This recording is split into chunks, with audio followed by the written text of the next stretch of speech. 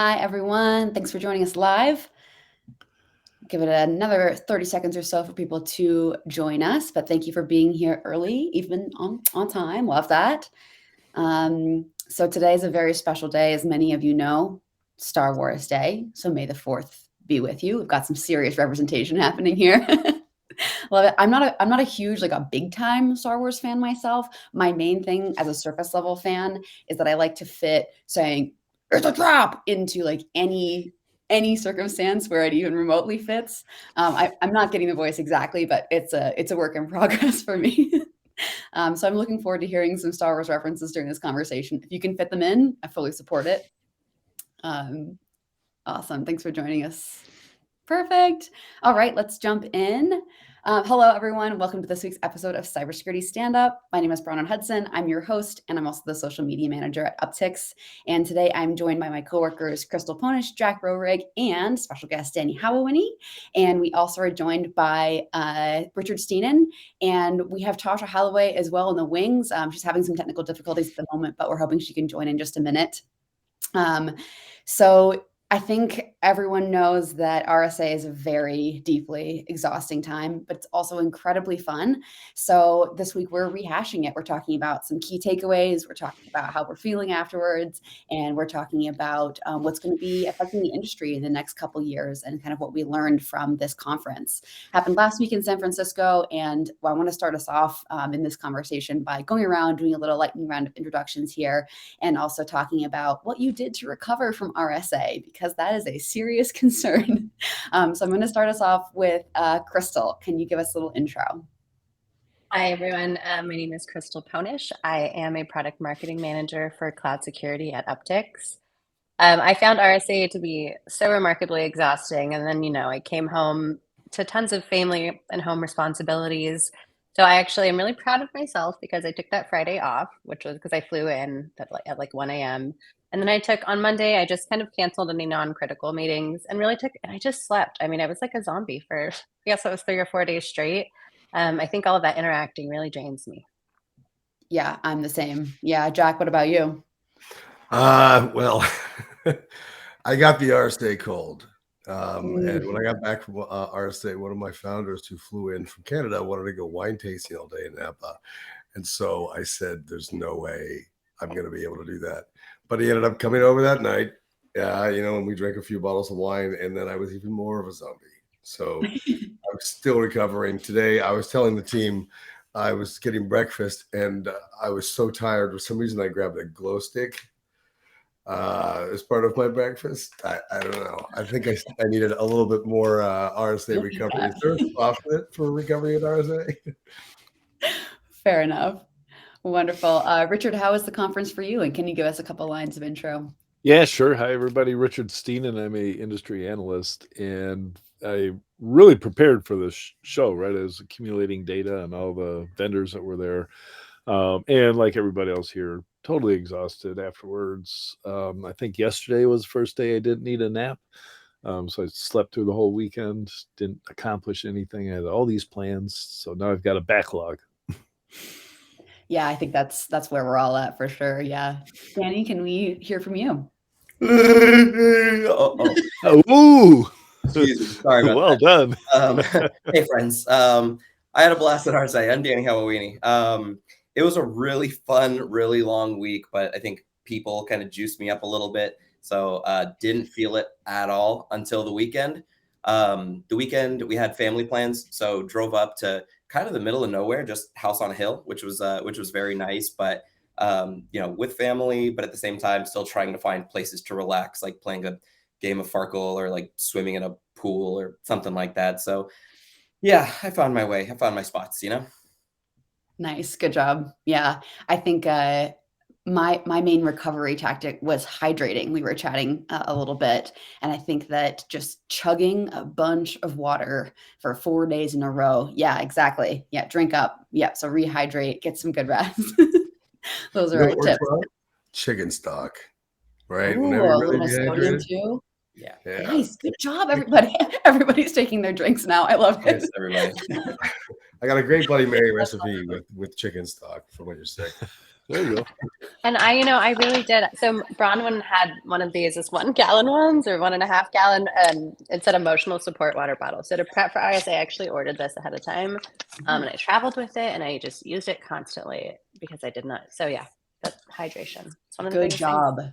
Dry Yeah. your skin. That's right. It'll help your brain. Yeah. Wonderful. I'm glad everyone has done at least something to continue their recovery. Please keep it up. It is a really exhausting time, and things like this can really drain us. So please take your time coming back from it. But let's also dive in and rehash what we liked and what our big takeaways were. Richard, I actually want to start with you as our sort of technical analyst here. Can you tell our audience about a couple of the biggest takeaways, maybe announcements that you heard of, sessions you went to? What did you leave the conference really thinking about? Yeah, I went into it looking at the data. So for first time ever, we published the list of the vendors, which you can't get from the RSA site, right? You have to go through all 538 exhibitors and filter out the resellers, professional societies, NSA, FBI, whoever, who aren't vendors. And there were 473. Usually I walk the show floor for 3 days, and I start vibrating because I'm exposed to so many new things I've never heard of, and I get all excited. And I get just that kind of feel of the show, so I can come away and say, oh, this year it's zero trust, this year it's machine learning, whatever. This year the weird experience for me was because I'd gone through every single vendor there, I already knew what they did. And so there are no surprises.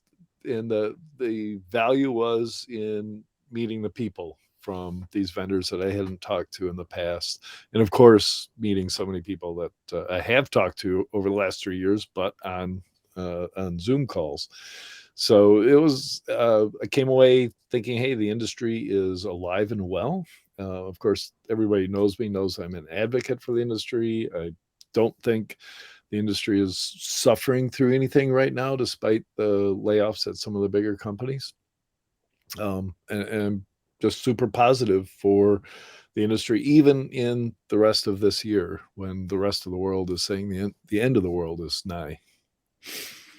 Fair enough. Yeah, I feel that way as well. That within all of these very intense discussions happening, like global news, cybersecurity is an industry that is thriving, and a lot of the conversations that are coming out of both trade show talk, but also sort of a little bit higher level, more technical discussions are going really well. I think we're going in a positive direction as an industry. I want to quickly go back to introductions. Tasha Holloway has joined us. Hey. Thank you so much for being here. Tasha, we started our intros off by saying just a couple lines about ourselves, and also one thing that you did to recover from RSA. Can we hear that from you as well? I'd love to hear. Ooh, I think we're having some audio difficulties. Okay, while we work those out, Tasha, I'm going to come back to you in just a second. It's classic troubleshooting, absolutely on the fly. I love it. Jack, while we're working our audio issues out, can you tell us about some of your biggest takeaways as well?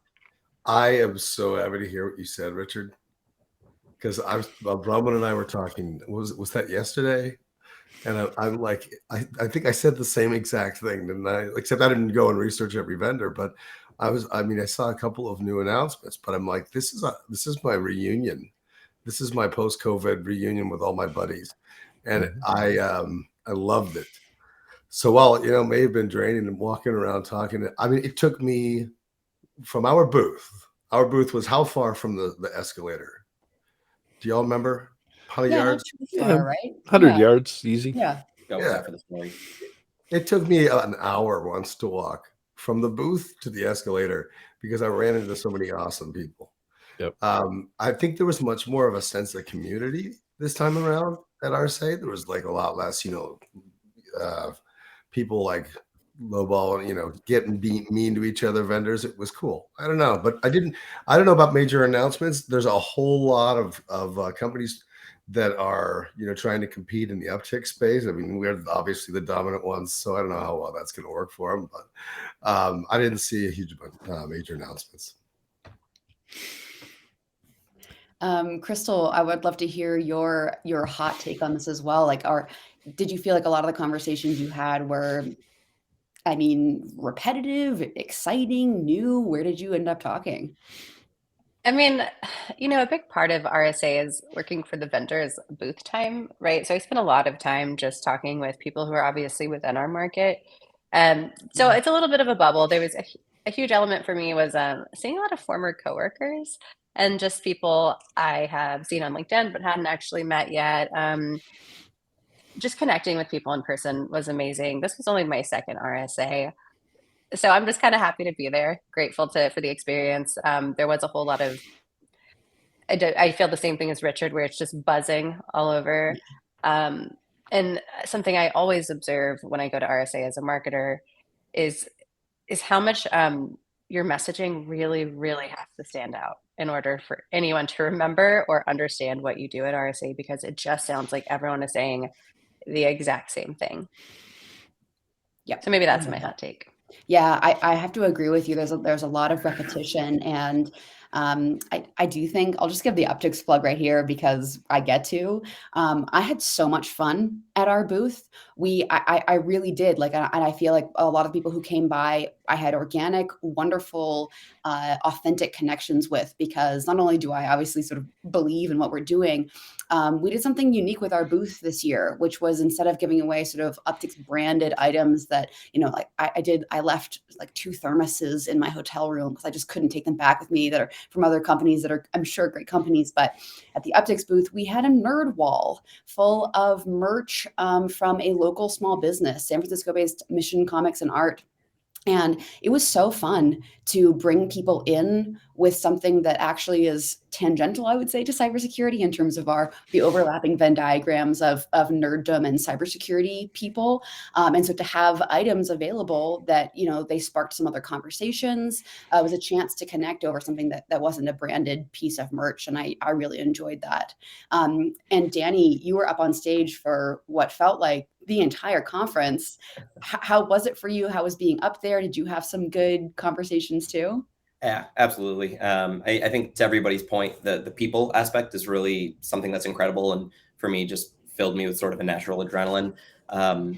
Jack, took you an hour to get through. For me, I was beelined over to the booth because I was just so excited to see what was happening and who was there. And to Crystal's point about messaging, I think it is so important, and I think what we were talking about resonated with so many people. But it was just that Venn diagram you mentioned, Bronwyn, was just an absolute circle for me. I mean, I'm pitching upticks and then leaping off the booth to talk about like a Batman comic. It was just so many good people, so many fun times. I was so sad because I saw so many former colleagues, but I was like, oh, we'll catch up later, and I never saw them again. And it was just one of those events. Danny, though, you killed it. He gets on stage and it's pure charisma. I've been to a lot of RSAs, a lot of security conferences, and seeing him there was awesome. You don't see it very often. So congrats and good job. So one thing I fully expected to see, because we'd seen the announcements coming out ever since Microsoft said that they're going to integrate, their large language models from OpenAI into their, threat hunting and SOC operations stuff. And since Microsoft announced, 10 other vendors did as well. And so I was looking for that messaging everywhere, fully expecting, since we too had at IT Harvest had an announcement, hey, you can use ChatGPT to talk to your phone and find out about any vendor on the show floor. And I tested it as I walked around. I hate typing, and it's ridiculous to sit there and type questions to a chatbot in real time. So next version, we're going to talk to it, and it'll talk to some. You'll be able, have a conversation with somebody, and all of a sudden they'll go, "How come you know so much about my company?" And I'm going, "Because there's somebody whispering in my ear everything about you." That's going to be. But I think that this year and next year, we're going to see that generative AI built into a lot of products, and we're only in the first stages, right? It's fantastic interpreter of English. Hey, there she is, Tasha. I didn't mean to Yeah, cut you off. perfect. I was just like, wait, No, does it work? Like, it I works. literally was running around the house trying to find my spare camera, and I'm like, but I heard everyone. I'm sorry. Continue. No, thank you so much for being here. Worth the wait, glad Tasha. this Worth the wait. happened. Yeah, join the combo. Totally. I want to continue on, and Tosh, please just jump in. Right now, we were just listening to Richard reflect on this conversation about generative AI. I mean, I've seen a lot of different blogs and articles about this topic, and but I've also seen recently a couple of articles about concerns, like real concerns. So let's quickly touch on that too. Richard, I'd love to hear you build on this thought because there's so much excitement, so much positivity. What are your concerns with generative AI? I'm not concerned at all. Yeah, this is just, maybe because I'm so excited about the security industry over time, it's every single new technology introduces a whole bunch of new vulnerabilities, whole bunch of attacks. The press and journalists love it. The pundits love being the ones who say, now, hold on here. This is dangerous. AIs hallucinate, blah, blah, blah, blah, blah. The world is totally changing. And, I think just hop on the train because this is going to be an exciting ride. Love it. Yeah, I think that's a very positive perspective. Jack or Crystal, do you have concerns? Like you're in the middle of this conversation. Anything sparking off red flags to you? Are you feeling the same as Richard? I look at this. That's my generated headshot. Good You guys job. see that? Yeah. So I Ooh. did the AI headshots, and they superimposed my face onto a bunch of pictures of Arnold Schwarzenegger and like other celebrities that I don't know the names of celebrities. I'm out of touch, guys. But it was like they were really cool. They looked really good. So I was joking around with my friends, and then I decided to use them, and then I really started thinking about it. Right? Generative AI has actually been very useful in my life since it came out. I've done contract review with it. I've helped people like my assistant, who lived in the Philippines, helped her with her English. It was amazing. Nice. So concerns about it, I think it could be an equalizer, and equalizers could be dangerous to the people with the privilege. Yeah, that's true. Yep. I've now successfully cloned my voice so I can take anything I write and have it read in my voice. And I swear, within 6 months, I'll join this call completely as an avatar. I can. So I have a question about that, Richard. So when I hear my voice, it drives me crazy. Like I'm like, who is that? It sounds horrible. Like when you listen to your clone voice, yeah, you have it read to you and stuff. Did it sound appealing? I'm so used to hearing my voice because I've done so much recording over the last decade that it doesn't bother me anymore. Though I do have to ask, my wife, does this sound like me? It certainly doesn't have all the pauses and ums and ahs in it because it speaks perfectly, but that's aspirationally how I want to sound. Take out all the ums, yeah. Crystal? I'm so curious. I feel like for me, I'm a futurist. I'm very excited about generative AI. The other side of that for me, though, is I tend to feel a lot of, I guess, uncanny valley when I look at these headshots or when I listen to the cloned voices and without the ums and the ahs and the likes, which are very much generated by human psychological reasons, right? These are the markers of humanity. Right. Like I wonder how, and I know AI is probably going to bridge that gap very shortly, right? Demonstrating a more human side.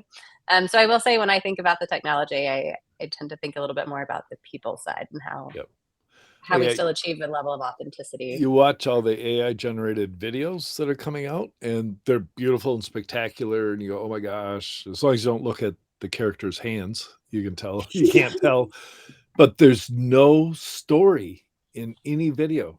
The framing is off. You can immediately tell that no human was involved in producing it. And it's boring as hell. You go, I'm not interested. Sorry. Yeah, Danny, I can see your face looks slightly concerned, which is more about how I feel as well. Can I hear from you? Yeah, I mean, Richard, well, number one, aside from the concern about hearing your own voice, which to me obviously is nightmare fuel, but it did make me just super nervous when you were saying, oh, perfect, I can just have my voice read things, because I'm like, oh my gosh, what if I'm not saying those things though? And that to me is sort of a scary thing. Like if my voice and face can just be out there, I mean, that, again, scary enough, but just what is my likeness saying and doing that maybe I'm not aware of? Lord knows I skew optimist, but that kind of makes me nervous. And then I always just think that, I don't know, the code, quote unquote, that goes behind all this has to come from somewhere. And it is always going to be possible that there is bias written into that. And it may not be a conscious bias, but it's just based on who's making it and where it's starting from. I think there was some story about an AI bot that like went on Twitter and became like racist in like 10 minutes. It's like, oh no. So it's, yeah, there are some very valid concerns. I'm happy if it's sort of in a box and making tasks easy for me. You know, Jack was mentioning like contract reviews. Give me that. Give me all of that. Make my life easier, but don't then also try to be me. That makes me scary. Yeah. So the thing is that, so there's no such thing as it's being in a box. The minute you start, like, there's going to be malicious actors trying to come inside and make it work for them. They're constantly, the minute something, technology is advancing, it's not only the good guys, the quote unquote good guys, because then you have to figure out what exactly is a good guy, because I'm pretty sure the person on the other side believes that they're doing with their mission is good as well. So depending on what side you are, everybody's both going to use this to the best of their advantage. And sometimes people have, malicious intent, and they will take your stuff and, yeah, you have this in this box, but I can get into your box because I'm a pen tester or I'm a hacker. And now I'm using your voice to authenticate to get into your bank account, because that's another, multi-factor authentication. So it's like, yeah, it sounds great. Like, oh yeah, it's automating my tasks and this is great.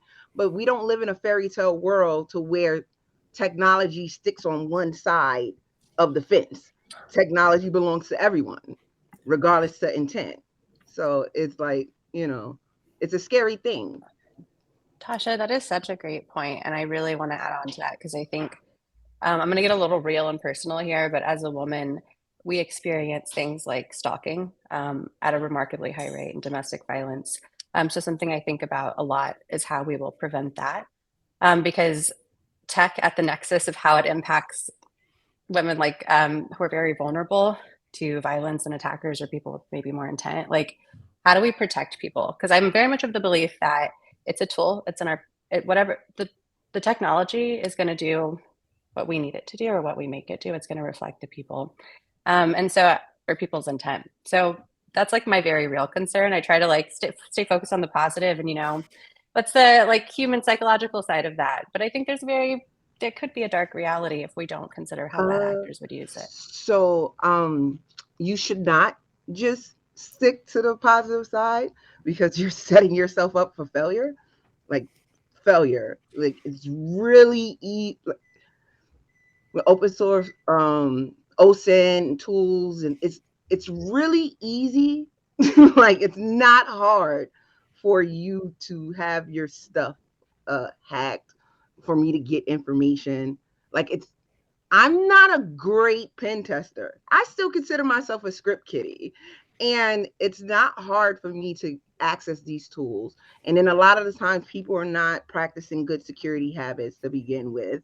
So you can't live in a fairy tale world, because the world is not going to be nice to you just because you have positive energy. You have to be prepared.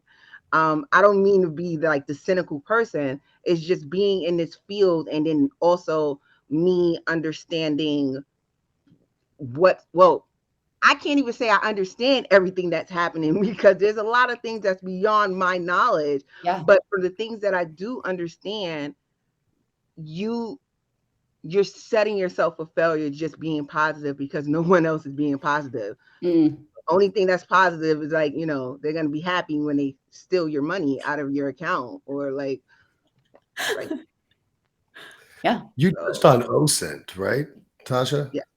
Yes. I mean, so OSINT is something that's been around for a long time, but it became very popular, I think, about 4 years ago. And I did a research project when COVID broke out. What I can find on people online is not okay. It's one of the reasons why I got more gung-ho into data privacy. That coupled with generative AI could, yeah, absolutely. Talking about personal safety, that's a big deal. And it sounds silly. Marcus commented about movies, about artificial intelligence. But the singularity is a real thing. It's not just something in movies, right? The technological singularity, of course, is when we develop AI that then develops smarter AI, right? I think the Terminator was a singularity movie. We actually had to study that in my ethics courses in technology ethics in college. It was a very serious issue. When I first used ChatGPT, I was like, this is a step towards the singularity. It actually struck me. But also, I did some blogs, and I think I did a podcast on the training for GPT 3.0, and it came from a community of very confident people who weren't necessarily experts. May have had tendencies to discriminate outside of their bubble. So that's another problematic thing about it. I want to say that this is a really important conversation for, I think, everyone to be having, like whether or not you're in the cybersecurity industry. If you're even like touching something that's close to ChatGPT, this is a really important conversation to be having in your day-to-day lives. And I want to give a plug to a book that I read a couple years ago that's really, really excellent. It's called Race After Technology by Ruha Benjamin. It's super well known, but I would just plug that because there's a really in-depth discussion about how things like racism and gender and other forms of inequality get built into through unconscious bias and also sometimes conscious bias to these AI systems. And if we don't interrogate that now, it's like it might be already too late, is how it feels. Because as we're just saying here, like it's still about people, and we need to be the ones who are making in-depth choices about how this technology is used, not the other way around. That's where my concern comes in for sure. Let's keep having this conversation. Tasha, are you gonna jump in? Yeah. So that's why it's also important to the people that are programming the AIs, and that's why diversity is so important, because it's the unconscious bias is really important, because like if you have a certain group of people and this is what they're doing, this might be of something that they'll naturally do on that end. But if you're from a certain place, if you lived a different life, you're from a different country, like it's so many different variables. But a lot of the times the people that are building these tools, they're one group of people, and it's not feasible for one group of people to be able to account for everything in every culture, every situation, every nationality. Is just I don't know. Like I could go on and on. I'm a nerd, so I have these discussions with my nerd friends. One of my nerd friends is in the audience, Pam. How you doing?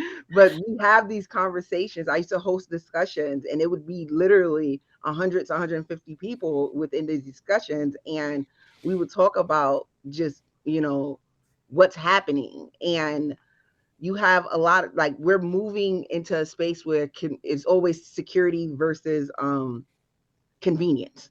And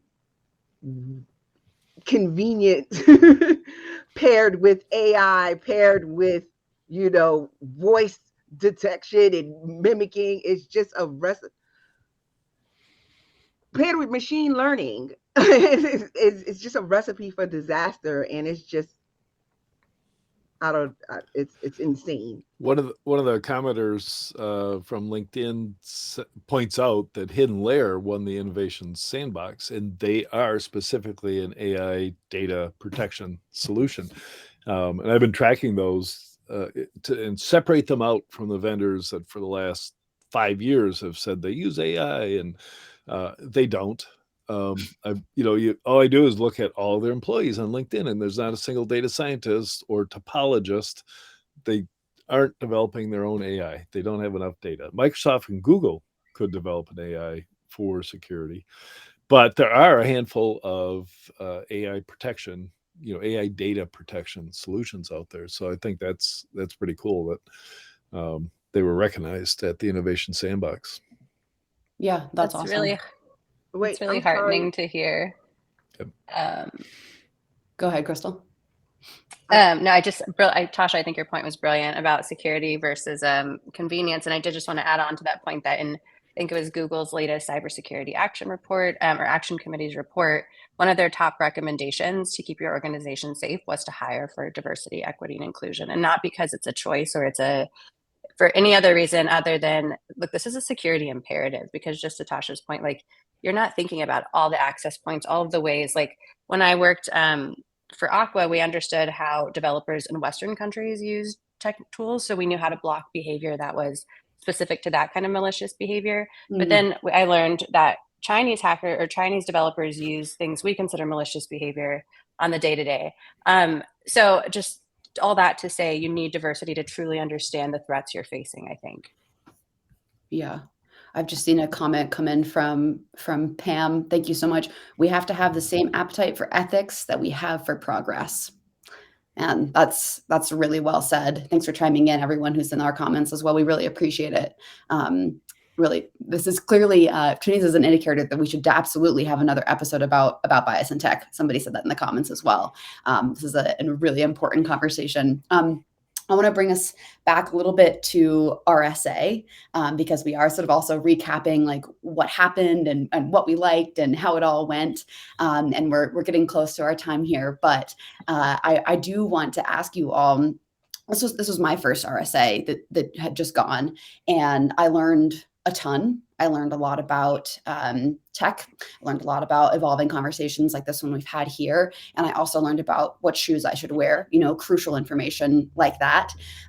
So I want to go around once more and ask you, what is your big takeaway, your sort of like more personal takeaway, not maybe tech space takeaway about RSA? How do you want to do these conferences better? How do we want to, be really impactful in our trade show era as conference season kind of kicks off?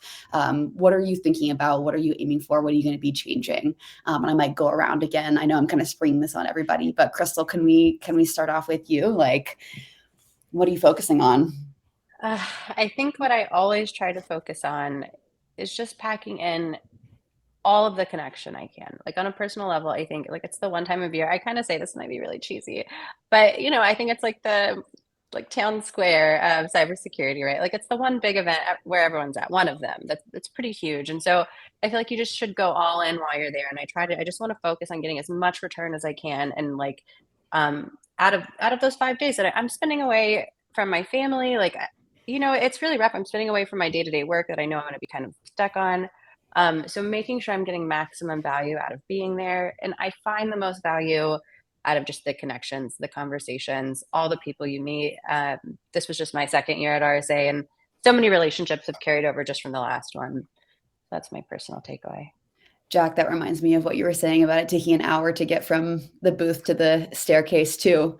What are you thinking about post RSA? So this is something that I'm realizing more and more. So when I went to RSA 3 years ago before COVID, I just posted on LinkedIn, pitch me your startup. I'm like, I'm not going to the expo floor. I'm too cool for that. Like expo floor. Yeah, that's for the rest of you. No, this year it was different. Like there were all kinds of folks walking the expo floor who normally wouldn't do that. And I think it changed the energy, and like people realized it's actually a lot of fun to walk the expo floor. What's that? What made it different from now? Oh, I think it's the COVID, post-COVID. Like a lot of my friends, like a lot of people were attending RSA for the first time after COVID, and so they had a ton of parties lined up, sure, but I think they wanted to run into people. I think they wanted to socialize more. And I saw, the head of technology for Lightspeed walked up to our booth. I was working for that desk at our booth, and I met so many cool people, and so many people wouldn't otherwise come down. So let's keep doing that. You know? Yeah, Did I definitely meet you, agree. Jack? What's that? Did I meet you? Probably. No, I'm Probably. like, I'm Jack, like, I I feel like don't you feel would have like I remembered. did. Like, I'd be down there for 30 minutes at the desk, and I'd meet like 100 people. Yeah, It it was did happen so- fast. Yeah. oh, so yeah, with me, when I go to conferences, I'm Miss Networking Queen. Yeah. So I'm meeting everyone. I make my big announcement on LinkedIn, like I am here. Like, so basically, what happens? So right now, like I'm a conference junkie. I guess my introduction. I'm Tasha, cybersecurity nerd on the quest to take over the world. That's my mission, and also being a winner. Inside joke, but I I love conferences. I fell in love with Summer Hacker Camp last year, and then I was like, I need more of this.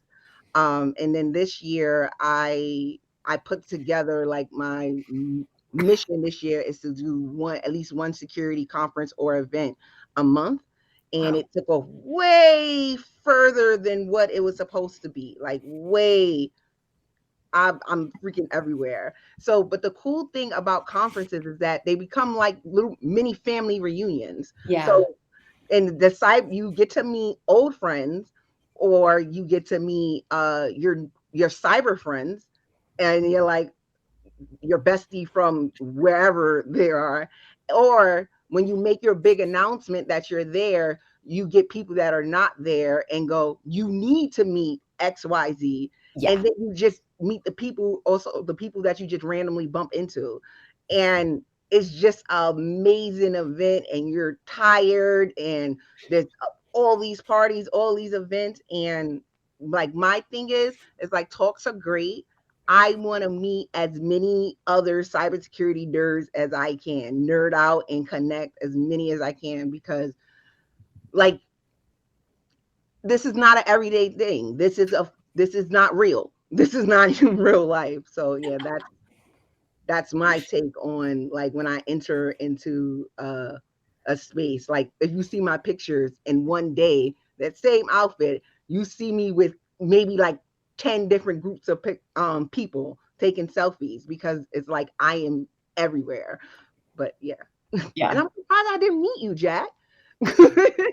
Well, let's do a conference. We'll do another one, and I'll meet you. I'm just gonna say, like, I love what you just said. I love it, because that's what conferences are all about. They're about meeting people. Our little Definitely. nerdy summer camp. Yeah, totally. Danny, I know you were, being in the Upticks booth for most of the week. Do you feel like you also had a chance to network and be there? And also, I'd love to hear how you're feeling in Yeah, I general. mean, there wasn't much wandering for me, but thankfully, because of the fantastic work that Bronwyn, you and your team did, we had a lot of folks coming to our booth. So, I was still able, Tasha to be a winner as well, even though I wasn't spinning any prizes. Shout out, my fantasy football name is How Winners. Anyways, no, I mean, echoing what everybody said, right? It's absolutely a people business. And I still had plenty of time, especially when lines were long, to actually kind of sit and stop and talk to people. Mm. And I do think that's where, you make the best connections, is when you're at this function where you already have such a commonality being in the cybersecurity space.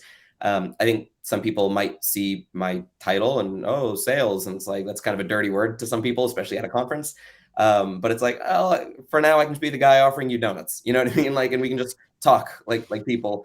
And if further down the road of building a relationship, great. If we can scratch each other's backs, from a business perspective, hey, fantastic. But I think just being there, and I mean, my other life, I'm a camp counselor. So like, I definitely get those vibes, and I definitely understand that feeling. And so I just love being able to catch up with people, at Upticks that I don't live near.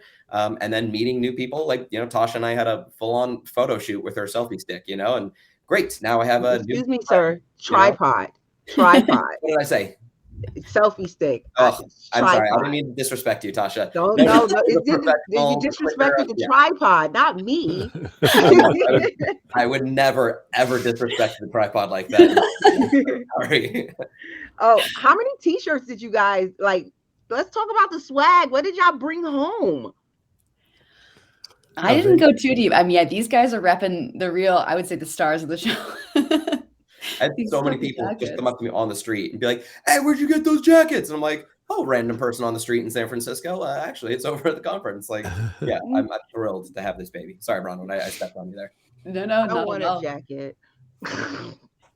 I was really proud of myself for not getting too much swag, just because last year it was like I literally just I couldn't fit all the stuff in my bag, and then I was looking at it and I'm like, I still have all of it just around my house, just like a metal straw. I don't use those. I refuse to use them. They scare me, but I don't know what to do with it. I don't want to throw it away.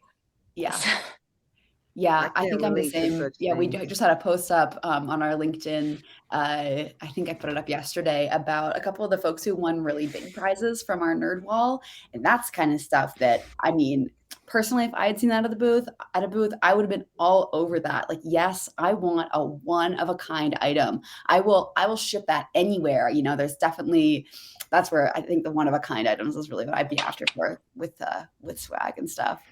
Richard, will you give us your closing take on post-conference? What are you thinking about? How are you feeling? Yeah, so I feel great. I feel like I've come out of my shell because I've been a recluse for 3 years, just sitting right here in this room. It's all I do, all day, every day. And it was so valuable to do that I'm starting to plan that schedule, even just visiting a city and making appointments and seeing people in their offices or for coffee. Time to do that again. Awesome. Yeah, that is the big takeaway. Human connection. Yep. After all this time. Yeah. I met I met my developer, Maximilian, it was his first RSA. I've worked with him like daily for 18 months. And I met him in San Francisco for the first time, face to face. And he's taller than I am, and I had no idea. Love that. I had so many moments like that. Yeah. So many moments where someone that I've been interacting with on LinkedIn for however long now was dramatically different than they were in my mind. And I didn't even know that until it happened. Yeah. Love that. Well, thank you all so much for being here. We're going to close out this episode of Cybersecurity Stand Up, and I've got two things to pass along. One, look out very soon for a guest blog on the Upticks website from Tasha. Super excited about that. It's coming your way. We'll post about it as soon as possible. And also that next week on Cybersecurity Stand Up, we are talking about mental health in cybersecurity. And a couple of the things we've talked about in the last 40 minutes here is the importance of being able to recharge from these kind of events and like what impact it has. So please come back and join us next week for that one. That's a really important one that a lot of people should be aware of. And May is Mental Health Awareness Month. So I really want to be able to talk about this openly. Thank you so much to our guests for joining us. And please feel free to connect with us all on LinkedIn, and we will look forward to seeing you in cyberspace. Thank you all so much. I see you, winner. I see you.